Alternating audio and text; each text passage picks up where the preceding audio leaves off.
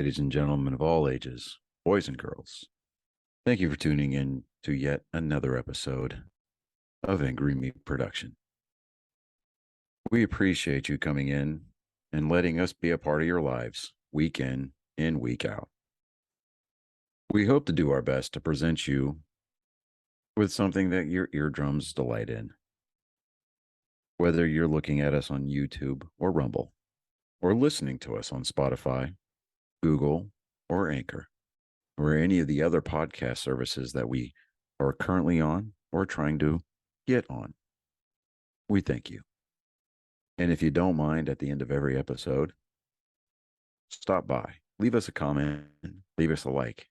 If it asks for 5 stars, we'll take 5 stars, even if you don't like us. 5 stars are what it's all about. With that being said, we hope you enjoy our attempt to make our advocation our vocation.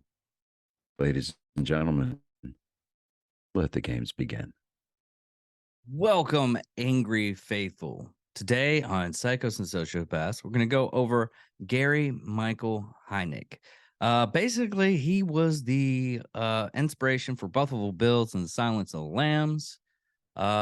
He was an American criminal who kidnapped, tortured, and raped 6 women, murdering, can't talk, 2 of them while holding them captive in his self-dug pit in his basement floor in Philadelphia, Pennsylvania.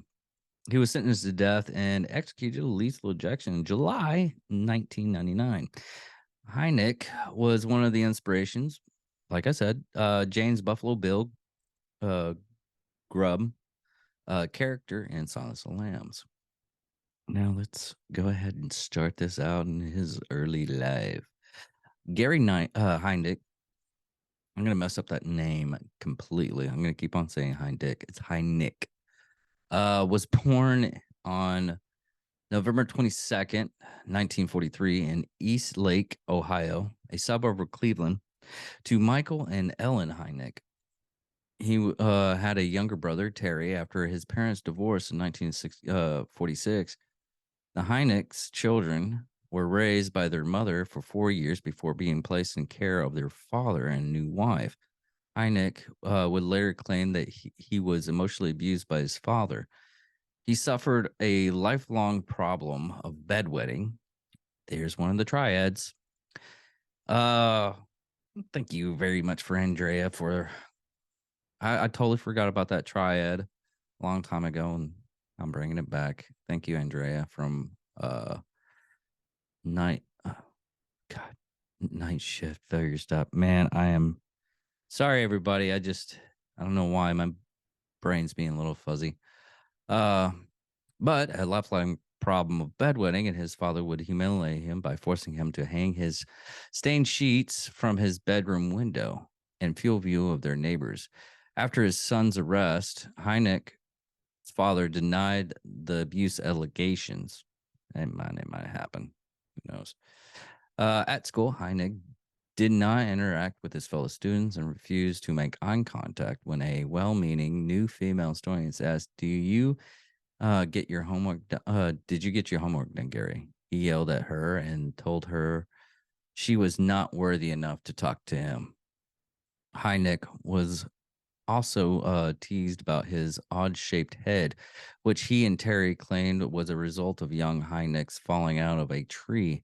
Nonetheless, Heidnik performed well academically and tested his IQ as 148. With the encouragement of his father, 14-year-old Heidnik enrolled in Staten Military Academy in Staten. I think I'm saying that wrong. Hold on real quick, everybody. Staunton. Sorry. Staunton Military Academy in Staunton, Virginia, for 2 years, leaving before graduation. After another period in public high school, he dropped out and joined the U.S. Army at the age of 17. Heidnik served in the Army for 13 months. During basic training, his drill sergeant graded him as excellent. He applied for several specialist positions, including special military police, but was rejected. He was sent to San Antonio, Texas, to be trained as a medic and did well enough in medical training. However, he did not stay in San Antonio for very long and was transferred to the 46th Army Surgical Hospital. And I am going to mess that up. That's German. I don't know German. Landstuhl, West Germany. Within weeks of the news position in Germany, he earned his GED. I guess this is a time frame where you didn't have to have a high school diploma to join the army. But anyways, I digress. In August 1962, Heidnik began complaining of several headaches, dizziness, blurred vision, and nausea. A hospital neurologist diagnosed Heidnik with gastroenteritis. Gastroenteritis, and noted he's placed in some mental illness for which he would prescribe another long-winded word that we're going to have to pay for. Trifluoperazine. In October 1962, Heinrich was transferred to the military hospital in Philadelphia, Pennsylvania, where he was diagnosed with schizophrenia, schizophrenic personality disorder, and consequently with the honorable discharge from military service.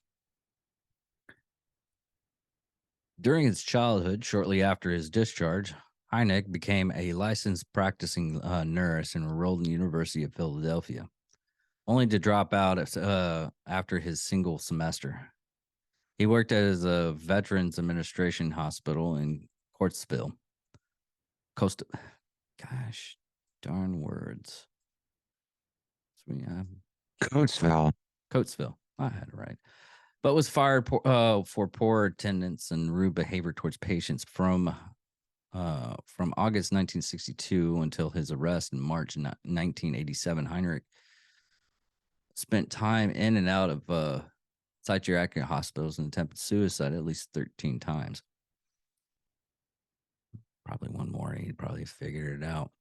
But in 1970, his mother, who had been diagnosed with bone cancer and was suffering the effects of alcoholism, committed suicide by drinking chloride.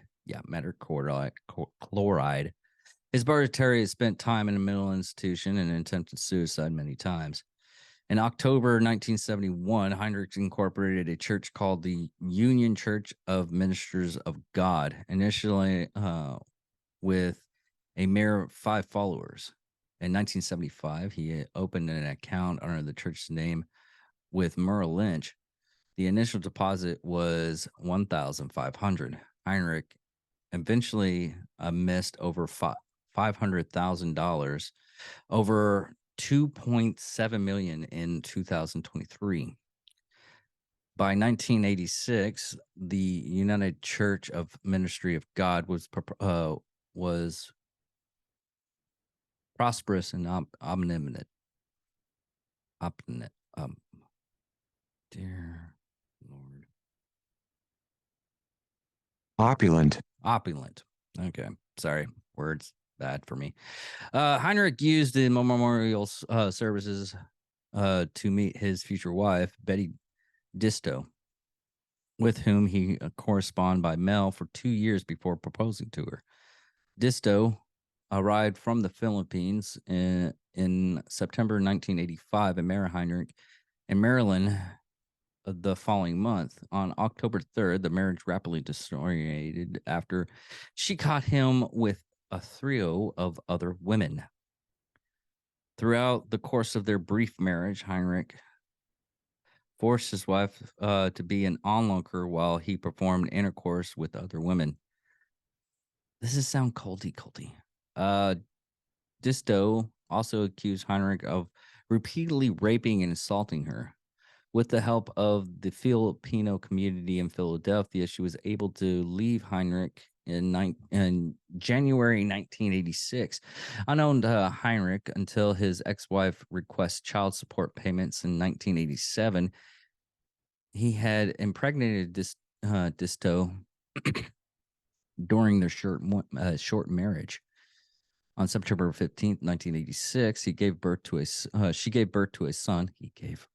She gave birth to a son whom she named Jesse John Disto. Heinrich also had a child with Gail Lindkow. The son's name was Gary Jr. The child was placed in foster care soon after his birth. Heinrich had a third child with another woman, Angelette Davis, who was illiterate and mentally disabled. Their daughter, Maxine Davison, was born on March 16th, 1978, and immediately placed in foster care. Shortly after Maxine's birth, Heinrich was arrested for kidnapping, rape of Angelina's sister, Alberta, that had been living in an institution for the mentally disabled in Pinship. Now, going into the accused. Too far.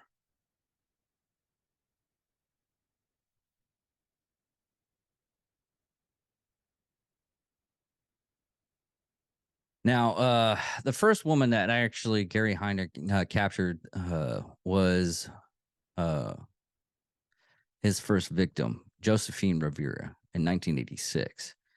And it's hard to imagine, but he actually turned her, by many accounts, into his accomplice.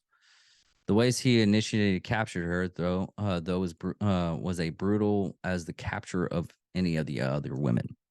Like all the other women that the real life Buffalo Bill killer targeted, Rivera was a prostitute lured into his home by the promise of money in exchange for sex. While Rivera was getting her clothes back on, Heidnik came up from behind her, and choked her. Then dragged her down into his basement, shackled to her limbs with chains, and sealed the bolts with super glue. Not saying for anything. I wonder if that actually works. I've heard of welding the bolts up, but super glue might work. Her last before our eyes. All I could remember, like a film projected of things that were going on in my life. Rivera would later say, it was like, just flipping back. Gary Heidnik then beat her with a stick until she stopped screaming for help. Then he threw her into a pit, boarded it up, and sealed her in. The only light that seeped in came through the tiny cracks between the wood covering overhead. He would kidnap 5 more women in just 3 months, all in the same way as Rivera. They were choked and chained up, thrown into the pit, and boarded up inside, only pulled out to be raped or tortured. Anytime, and this is going off of a Rivera, anytime that you're caught off from the world outside, Rivera admitted after she was freed, whoever's holding you captive, you're going to grow in you're going to grow to like him regardless, because if he's your only contact to things outside, he's your only source of survival. And this is what happens with the Stockholm syndrome. Rivera came over to Heinrich's side, and he made her the boss of the other women. It was his way of pitting the women against each other. If she did what he said, he would bring her hot chocolate and hot dogs and let her sleep outside outside of the hole.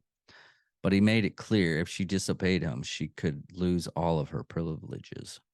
Disobeying him was dangerous. When one of the women displeased him, Heinrich would pull them on punishment. They would be starved, beaten, and tortured. Sometimes he would wrap duct tape around their mouths and slowly jam a screwdriver in their ear. Oh, God. Slowly jam a screwdriver in their ears just to watch them squirm.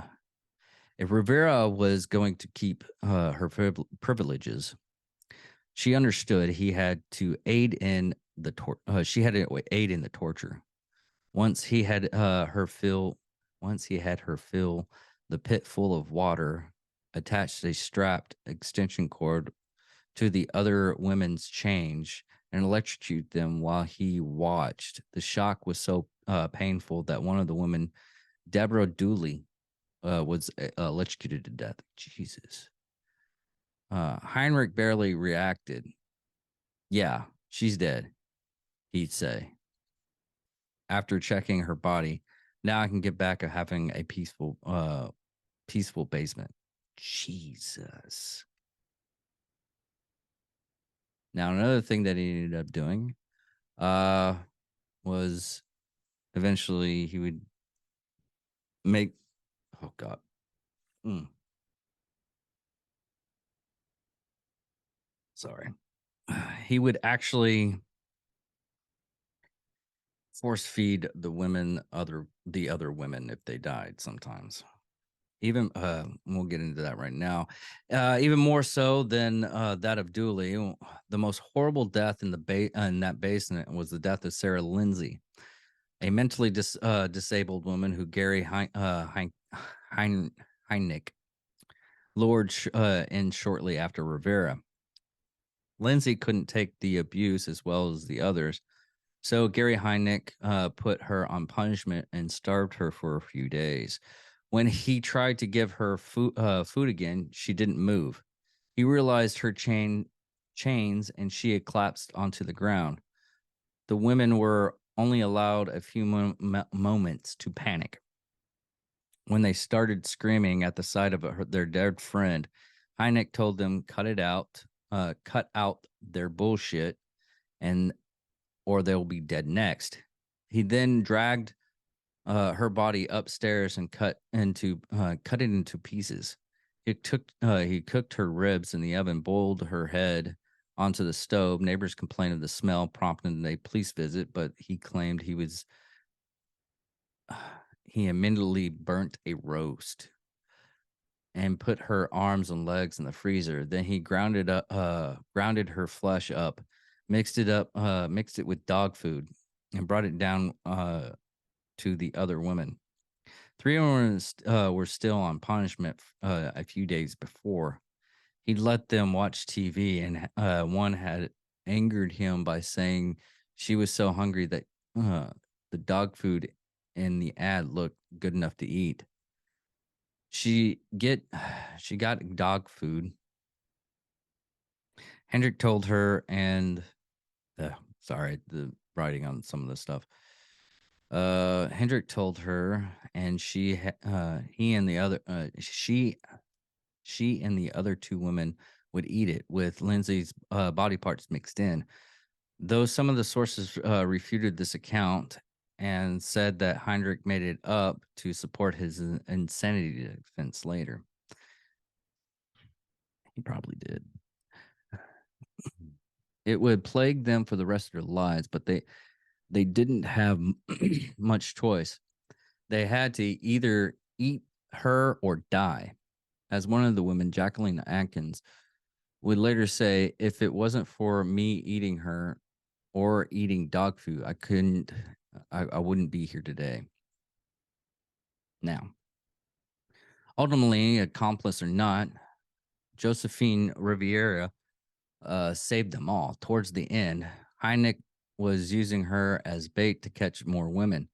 He'd let her enter the outside world to help him pick up other women and lure them into his home, always keeping her on close by his side. She used the goodwill she earned to get these temporary trips out of the basement. On March 24th, 1987, after helping Heinrich abduct several victims, she managed to convince him to let her go for a few minutes so that she could see her family. He would wait at the gas station. They agreed, and she came right back. Rivera walked around the corner and out of sight. Then she rushed over to the nearest phone. This is when we had to pay phones. And called 911. The officer promptly arrested Heineck right there at the gas station and then raided his house of horrors. After 4 months of imprisonment and torture, the women were finally free. Now, the actual church still around. Church.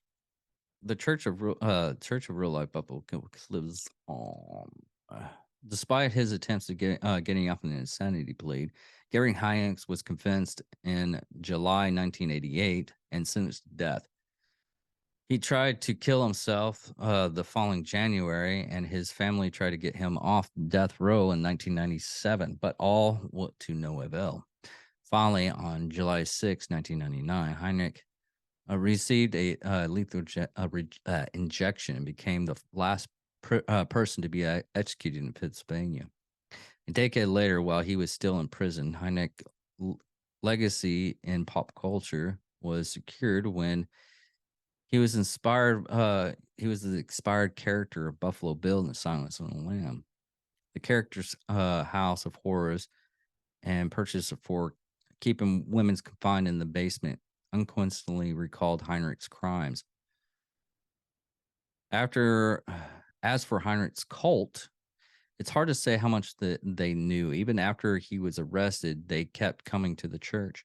While every news channel was blaring stories about Heinrich's den of women and the ways he abused them, his followers kept coming out to his house for Sunday service. At least one follower, a man, Tony Brown, actually helped Heidnik torture the women. He thought himself as Garner Heinrich's best friend. Jesus. He was there.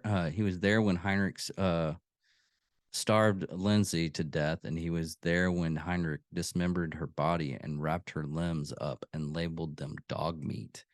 Brown, however, was mentally disabled. He was a victim of Heinrich's manipulations, according to his lawyer, a man who fit the pattern of Heinrich's victims, his poor, retarded, and black. Jesus. Okay. According to Heinrich's neighbors, the member of his cults fit the description just as well. He held these church services on Sunday, and a lot of people came. One of his neighbors recalled they were usually mentally retarded, like Rivera. Gary Heinrich's followers were victims of his manipulations, but in a way, I wonder if they're actually retarded, though. Man, wow. Okay, but in a way, I know I shouldn't be laughing, but I'm fucking laughing. I'm sorry. That's just wow. But anyway, that's perhaps the most terrifying part of the story. Gary Heidnik wasn't just an unhinged sadist willing to torture, murder, or cannibalize a basement full of women. He got people to help. Let's see here. Sorry, I gotta go on to his notes. But on his prompts of his execution, Gary Heidnik's last meal was 2 slices of cheese pizza and black coffee. He was executed in lethal injection July 6, 1999, at the State Correctional Institution, Rockview, in Belfront, Pennsylvania, and his body was cremated. As of 2022, he was the last person to have been executed in Commonwealth, Pennsylvania. His remains the third of only 3 people who had been executed in Pennsylvania since his resumptions of the death penalty. The other were Keith Zillmer in May 1995 and Leon Moster in August 1995. Wow. Yeah,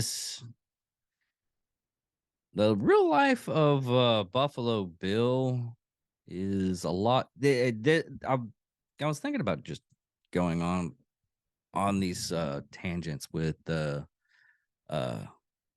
movies, the characters from the movies, like last week's doing of uh Robert DeFeo, Robbie DeFeo. But yeah, the real like, because I did one of Ed Gaines, which inspired the Psycho movie. He was also the inspiration of Texas Chainsaw Massacre because of all of his skin art. he make like furniture out of human skin for the leather, which and his taxidermy of his mother. I think he did his taxidermy. But I know in Psycho they did. But anyways, the real life killers are just 100 times worse than the movies. I mean, if they actually kept up with the actual killers and keep with the story, it would have been a lot darker. A lot of the killers that we do on here, they're really, really, really, really bad, and there's a lot of stuff that I try to admit, but I can't really admit it because it's part of the um, story of what kind of a horrible person they are. But I just keep safe out there, everybody, and be careful who you let in your lives. Sometimes they'll be really psychopaths. But other than that, everybody, last bit on this too. We have a guy that was actually in the prison with Gary Heidnik, and this is what he has to say. And this is from the True Gerard podcast.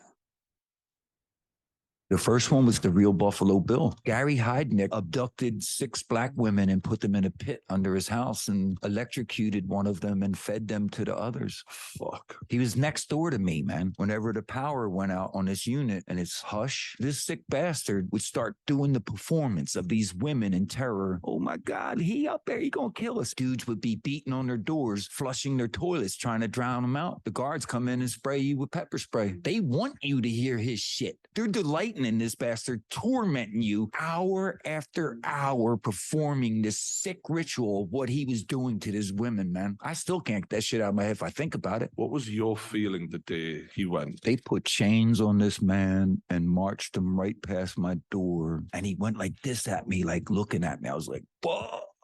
God got his bitch ass back. Years before, he'd abducted a mentally ill black woman and impregnated her after keeping her hostage. That child from the rape came out of nowhere, and she wanted to forgive her daddy. They brought her into the death chamber, and when he saw her, he fucking broke. All that racist bullshit he was spewing, he ate all that on the spot when he saw his beautiful biracial daughter, didn't he?